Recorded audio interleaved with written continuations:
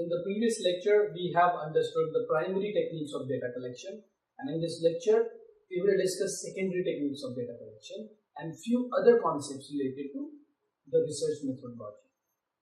If you want to check in the syllabus, then we will be taking up sampling, a little bit dig deeper into the hypothesis, the concept of reliability, the concept of validity, and at last the content analysis as a method of data collection, wherein we will be discussing thematic analysis, textual analysis, audience analysis, and as these are also called the secondary techniques of data collection.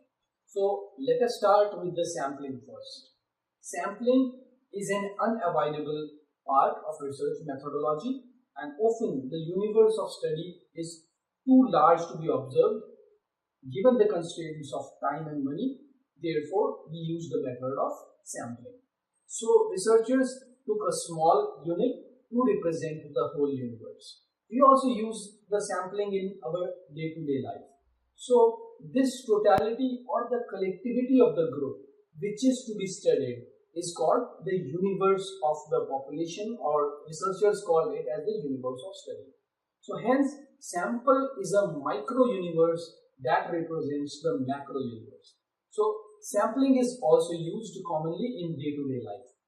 As I told you, for example, if you go to buy grocery in the market, shopkeeper shows you sample of sugar or rice from the lot of bag, based on which you took the decision on the quality of the product, and you decide whether you need to buy that particular thing or you need to go to the next shop to check the sample again. So in the similar way, in research, the universe of study is large and unmanageable. So sampling becomes unavoidable.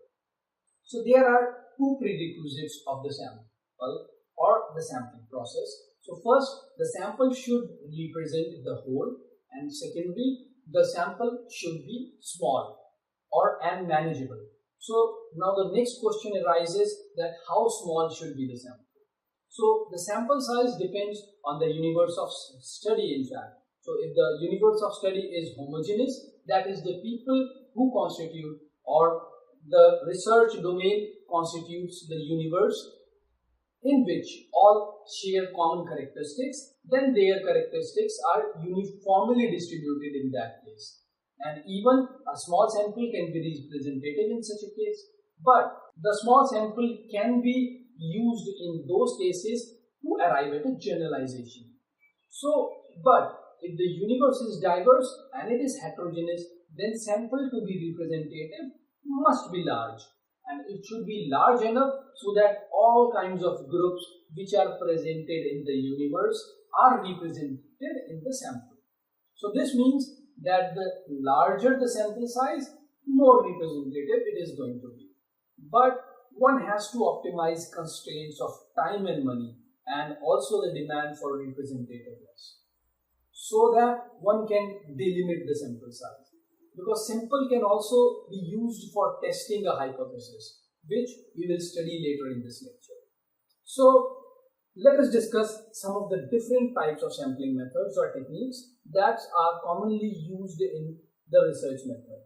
So first one is the simple random sampling. So random sampling is the one, or random simple sample is the one in which every unit of the universe has equal chances or the probability of being included.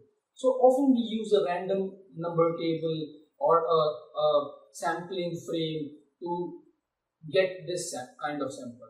So sampling frame is a record from where sample is to be chosen.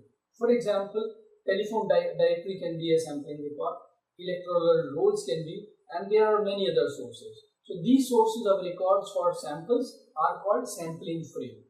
So a researcher using the sampling frame picks up units according to random number table. Let us understand this with the help of an example.